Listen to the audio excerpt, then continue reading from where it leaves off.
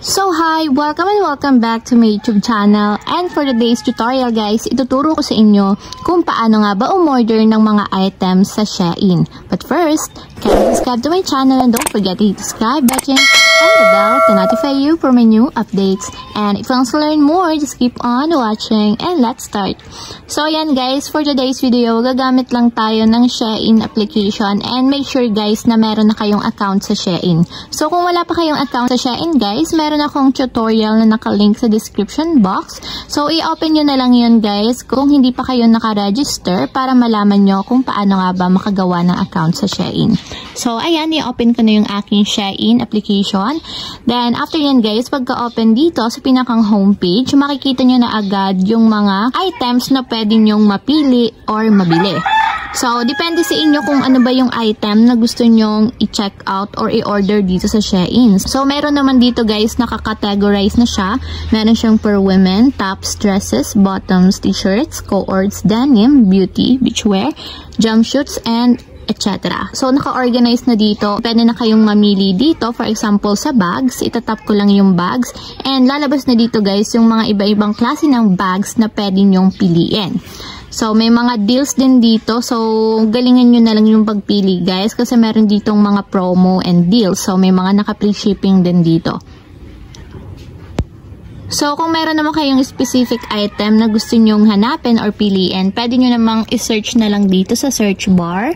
So, for example, is sling bag. So, naka-specific na siya.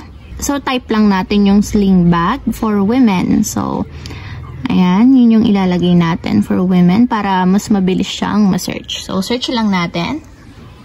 So, ayan guys, kung makikita nyo naman, lumabas na dito yung iba-ibang klaseng sling bag na for women. So, mamimili tayo guys ng pwede nating orderin. So, for example, ito na lang guys. So, tap natin yung item. Kapag meron na kayong nagustuhan na item, ang una-una muna natin gagawin guys is i-check natin yung reviews and ratings. Kasi ito yung pinaka-importante guys kung talagang expectation versus reality ba tayo. So, i-open natin yung mga picture dito. So, based to sa mga bumili, kung makikita nyo naman, ganyan yung actual picture. So, yun din yung reality. So, ayan. Mukhang okay naman yung reviews nitong item. So, mukha naman siya maganda kasi out of 5, 4.9 yung reviews niya. So, almost perfect na. So, tingin ko okay naman tong bag. And tingnan nyo din pala guys itong shipping information. And nakalagay naman siya, free standard shipping on orders over 249. So, sabi dito, kapag daw lumagpas sa 249 pataas ang in-order natin, ibig sabihin, free shipping na siya. So, ayan guys, kapag okay na tayo dito sa item and pwede na natin siyang i-check out. So, ang gagawin lang natin is i-add to cart muna natin. So, tap natin yung add to cart. Then, after ma-add to cart guys, punta naman tayo dun sa cart. So, tap natin itong cart button na nandito sa upper right corner. And automatic guys, dito sa cart natin, lalabas dito yung in-add to cart natin kanina and ito yung bag na yon. So, para ma-check out natin guys, kailangan lagyan natin ng check mark itong item na pinili natin. So, ayan, dapat ganyan yung itsura guys. And then, kapag okay na, and lumabas na yung price niya dito sa baba, 248. So, ito yung item na yon. Itap na natin yung check out.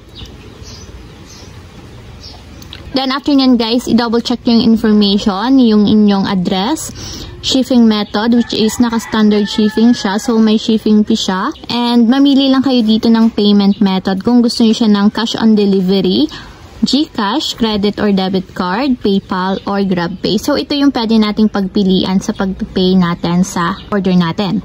So, scroll down ko lang. And, ito yung item na pinili natin. So, ito yon, one item. So, subtotal niya is 248 yung item. So, shipping fee is 245. So, shipping guarantee is free. So, ang kabuuan nating ipipayment is 493. Kung nakalagay naman siya dito kasi kasama na nga yung shipping fee. So, kapag okay na guys, itap na natin yung continue to payment. Then, after yan guys, may magsasend na OTP code sa ating 11-digit mobile number. So, yun yung ilalagay natin dito sa mga blank boxes. Then, nag-auto-confirm na siya. And kung makikita nyo naman yun guys, verify successful. So, naka-verify na daw siya. So, ang gagawin na lang natin is i-confirm lang natin yung address and yung phone number natin. So, kapag okay naman na yung inyong address and mobile number, itap na natin dito yung confirm. So, ayan guys, magwe-wait na lang tayo ng tawag nila if parating na yung ating order. So, ayan lang guys, ganun lang kasimple kung paano nga ba umorder ng mga items sa Shein. If you have a question, comment down below and don't forget to hit the subscribe button and the bell to notify you for my new updates. And thank you for watching! Living life, every day, late at night, not okay.